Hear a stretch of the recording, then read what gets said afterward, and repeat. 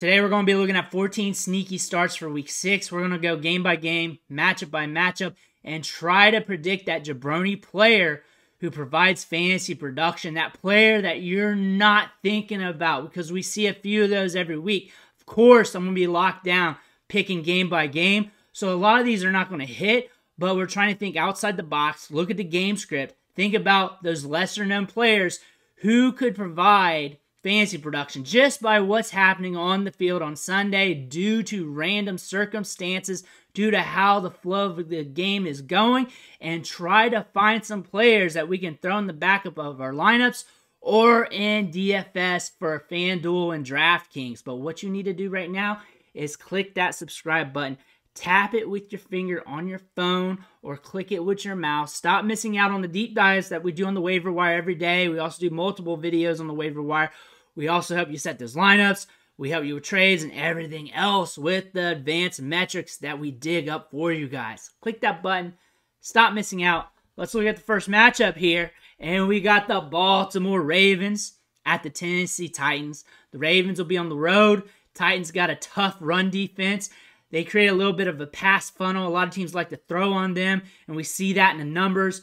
Vegas has a 42 over-under. They're expecting a lower scoring game, and that makes sense. The only way it breaks the other way, I think, is turnovers, because that can happen.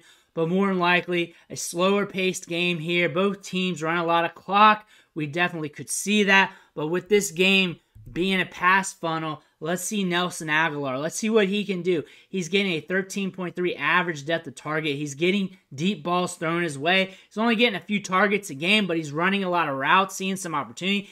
And if the game script goes as intended or flows towards the passing game for the Ravens, then he might see an extra target or two, and usually those are deeper. That could create some opportunities to score some fantasy points. On top of that, I don't think the Ravens are going to air it out. I think maybe a few more pass attempts in this game, but could be enough for them to create more fantasy production, and it could be deeper pass attempts as well, considering this could be a pass funnel matchup.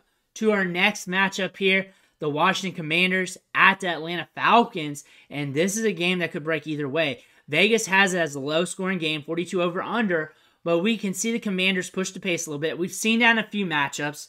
The Falcons are slower, but they do have some key pieces on their offense that can really ignite things, and if it breaks, it could break big, but I can also see this being lower scoring because the Falcons like to run the ball. The Commanders are a little bit slower team, but again, you want to look at the matchup here. You want to see how it can break so you can capitalize in DFS in those bigger tournaments, because not many people are going to be putting chips on this matchup. That being said, you can really gain grounds in big tournaments if you get some players from this matchup that hits, considering Vegas is projecting a lower scoring game.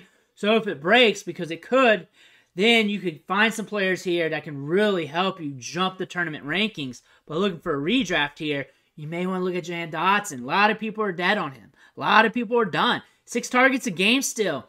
Almost a 17% target share. It's okay. It's okay. Go look at the box scores of the Commanders lately. Go look at that. They are slinging the ball to almost everybody. The receiving production each game is that long. It's a list. They're spreading it around. He's going to get some opportunities. He's going to score a few more touchdowns this year. This looks like a matchup again where the Commanders are going to be spreading the ball a little bit more. Some could be going Dotson's way. He's also running 40 routes a game. He's getting opportunities. He's got a low ADOT. He's not getting those deep balls, so he needs volume. He needs to get some yak. He needs to get some opportunities, maybe some deep ball attempts, maybe some end zone plays, maybe something. Can we get a touchdown from Jahan Dotson? But could it break his way? Maybe, because he is running routes. He is getting targets. And that's something you want to look at when you're looking at some of these jabronis. Now we're looking at the Carolina Panthers at the Miami Dolphins. You're starting your Dolphins. You're rolling out with your Dolphins. But they're going to push the pace. 47.5 over-under. It could hit the over easily just with the Dolphins scoring in this game. That's something you want to think about. But when we think about this matchup, we're thinking about points. We're thinking about the Panthers running it back. DJ Chark, 15.3 ADOT. He's getting deep balls. Brings in 1 or 2 of those. You got a big week. He is a splash gamer in fantasy. He's either all or nothing. He's getting 5 targets a game, 13.6% target share.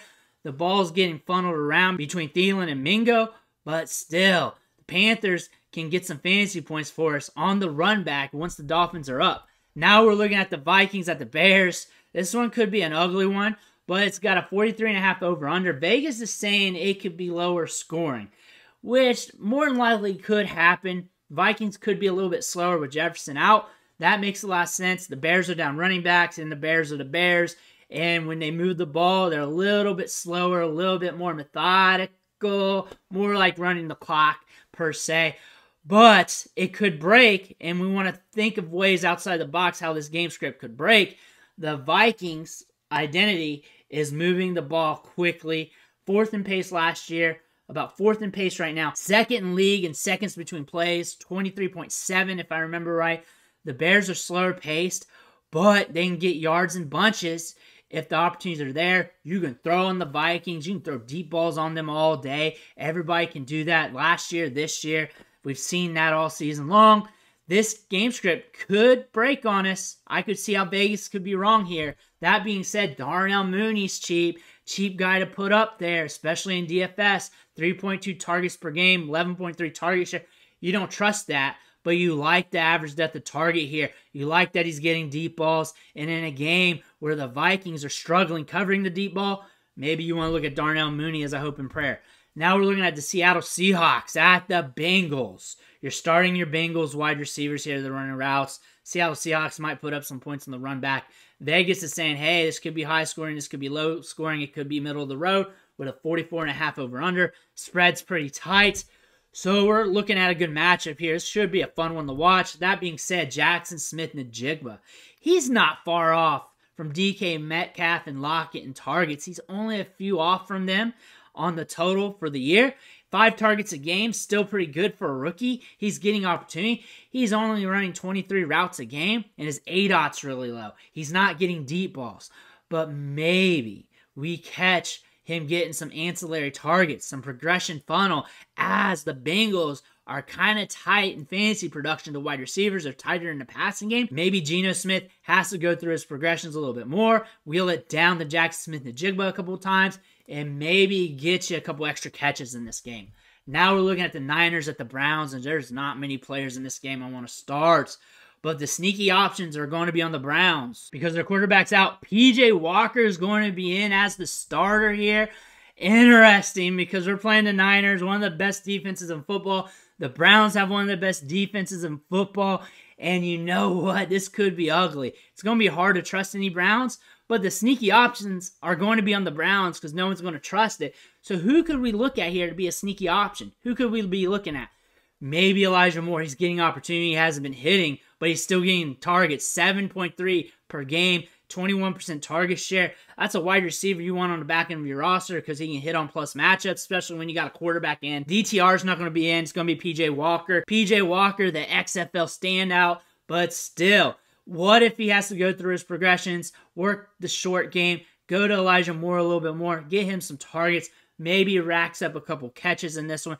Again, these aren't predictions on the player, more like the matchup. The prediction for the matchup, it's going to be ugly. It's going to be hard to start Browns, but somebody's going to score fantasy points from this team. The odds are very low that they score 0 points. Something's going to happen with this team. Somebody's going to score a little bit of fantasy points. Maybe it could be Elijah Moore. Now we're looking at the Colts at the Jaguars here. 44 over under. This one could go nuclear on us. We got Gardner Minshew at quarterback for the Colts. He spreads the ball around a good bit. The Jaguars can move the football a bit as well. Colts are on the road. This could be a fun one. This could be higher scoring than predicted here. It's middle of the road. I could see it being middle of the road. I think Vegas is pretty tight on that. I think they're pretty good with that. That being said, Josh Downs. Minshew mania. Josh Downs mania. The targets from Minshew to Downs is pretty consistent.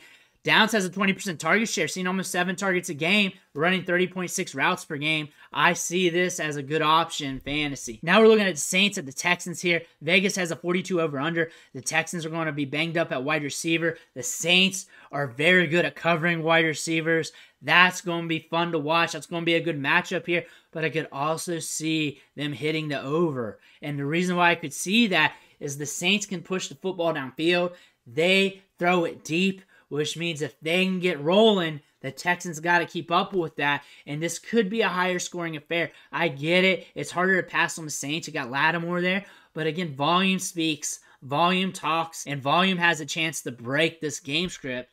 That being said, Robert Woods, if he's healthy, he's questionable, but he's been practicing in full, so he should be good to go. 8 targets a game, 23% target share. Tank Dell's out with a concussion. Should be getting more opportunity. Nico Collins might get the Marshawn Lattimore effect or might get covered more deep downfield, as they know the deep balls are going to be going his way. That being said, it could be mixed up too because they're down wide receivers. However, Robert Woods is due. He is due for his time. He's due for his moment. This is a matchup that could have a little bit more potency to it, that could have a little bit more volume to it if it breaks the way I'm thinking about. Now we're looking at the Patriots, at the Raiders here. 41 over under is what Vegas says. I am in line with that. I could see that happening. I see this being an ugly game. If it breaks, it's because the Patriots break. And the Patriots could break, and that could allow the Raiders to score 41 points, and they hit the over on that. That being said, you're wanting Raiders. You're skeptic on Patriots. And we're looking at Ezekiel Elliott, though, because maybe he rumbles in the end zone. Maybe 39% opportunity share, 37% snap share. He's starting to steal some snaps from Stevenson. Just a teensy bit because he's very good in pass protection. He's very good along the goal line. Maybe he gets an opportunity to score a touchdown. But really, you're looking at Raiders, and you're scared as hell at the Patriots. Now we're looking at the Cardinals at the Rams.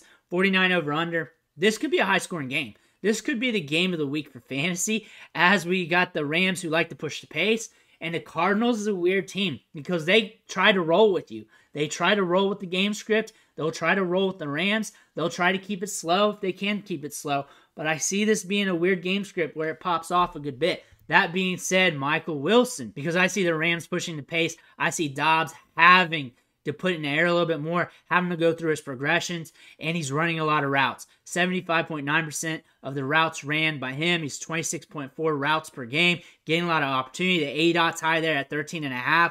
That's something good to see.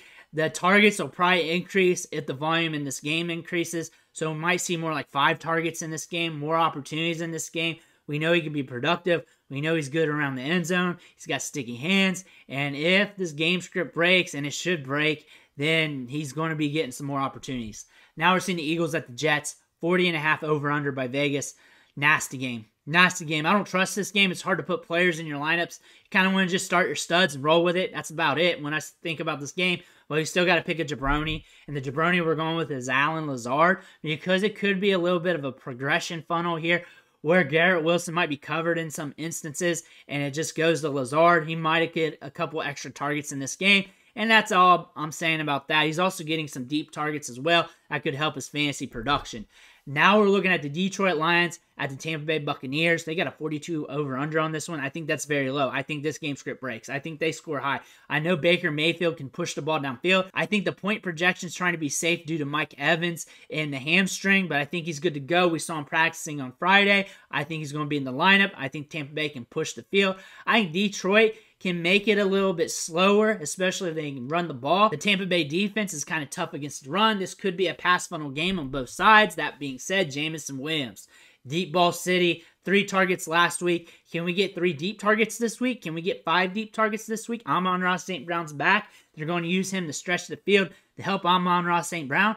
He's going to be getting opportunities. He's going to be seen more on the field. He had a 47% snap share last week. Good for his first game back. Maybe it's deep ball city with Jameson Williams. Now we're looking at the Giants at the Buffalo Bills.